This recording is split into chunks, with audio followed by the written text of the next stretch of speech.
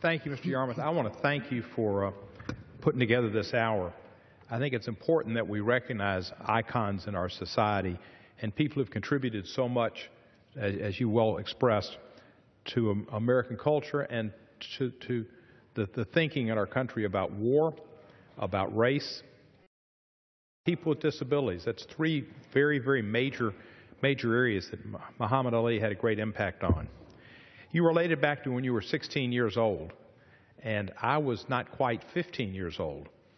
And at that time, my family, we had moved to Coral Gables, Florida, and lived there from 61 to 64. Really, during that period, that was Muhammad Ali's second home, was Miami Beach in the Fifth Street Gym.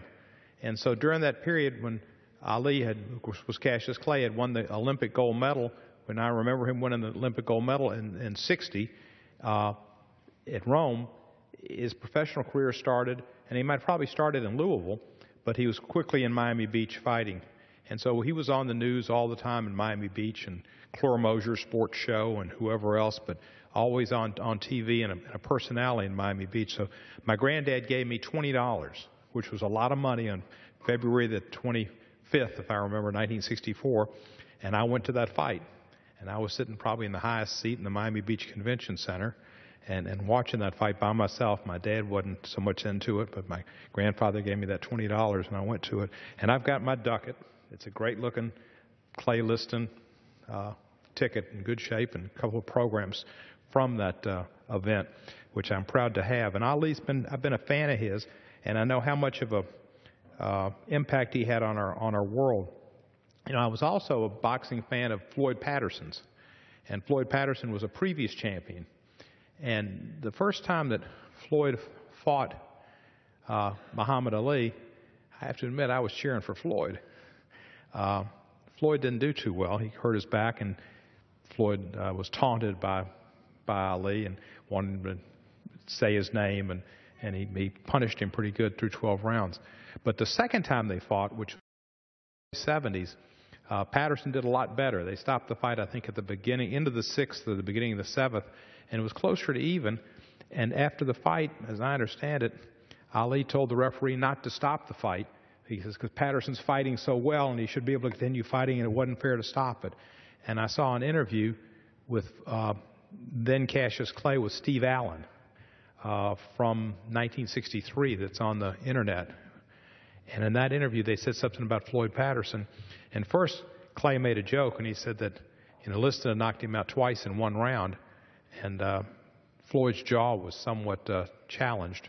And he said that his legs should sue his body for lack of support. And then he kind of stopped, and he laughed and chuckled, and he said, "No, I shouldn't have said that. I really like Floyd." Of course, that was before Floyd didn't recognize his new name. But Louisville was the home of Cassius Clay and Muhammad Ali, and one of the great attractions in Louisville is the Muhammad Ali Center, which I've had the opportunity to visit and go through, and you can sit and watch all of Ali's fights, any one of them, sit in a chair and push a button, and there it is, and just watch any fight. I watched that second Patterson-Ali fight. Floyd was doing pretty good through those 6 rounds. But it's more than for boxing. It's a center, and it's about what he did for children. There's a lot of displays about what he did for children and what he did for peace and his efforts around the world. I think that's the great thing about Muhammad Ali. They didn't build a boxing museum.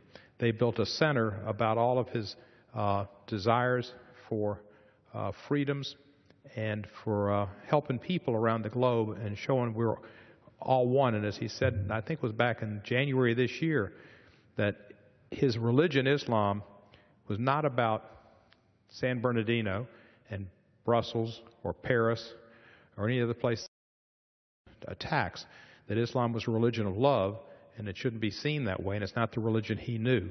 And that anybody who thought it was that way and wanted to discriminate against people based on their religion were wrong, because it wasn't that type of religion. So he was still up to, this year, taking positions of conscience to try to steer people in the right direction. I keep under my glass in my office desk a quote from Muhammad Ali. It's on a postcard that I got at the Muhammad Ali Center. And it shows Muhammad Ali in the ring kind of dancing around. And it says, the fight is won or lost away from witnesses, behind the lines, in the gym, and out there on the road, long before I dance under those lights. And it made me think about what we do in politics. Our elections are generally not won. If you're serious about your job and your constituents, right before elections. It's done during your term of office, and what you do for your constituents and how you vote and what you do for folks, which is the same thing as a fighter being out there in the gym and on the road doing road work and hitting the bag and training. So Ali is with me. This is what I will look at when I sit down right up underneath my desk, and I see that, and he kind of guides me, and he guides everybody in that way. If you think about it, that's what life's about, is preparation and having a plan and taking action to implement that plan. But I know Mr. Larson of Connecticut wants to share, and if it's all right with you, Mr. Yarmouth, we yield to Mr. Larson. Once again to the gentleman from Tennessee, Mr. Cohen. Thank you, Mr. Yarmouth. There's so much been said appropriately about Muhammad Ali. People in this era might not realize that when he was fighting, all of America really looked forward to his fights and watched them. And the eyes of the nation were glued to the television. And see him fight and to see afterwards Howard Cosell speak in the sports, talk to him and review those fights. He was a lot about Louisville, and there's a street in Louisville for him, Muhammad Ali Boulevard, the Ali Center. Nobody carries on and will carry on Muhammad Ali's love of Louisville more than you, Mr. Yarmouth. I appreciate your having this hour. He was to Louisville in such a great way, and he's a great man to America, and thank you for putting this hour together. I'd like to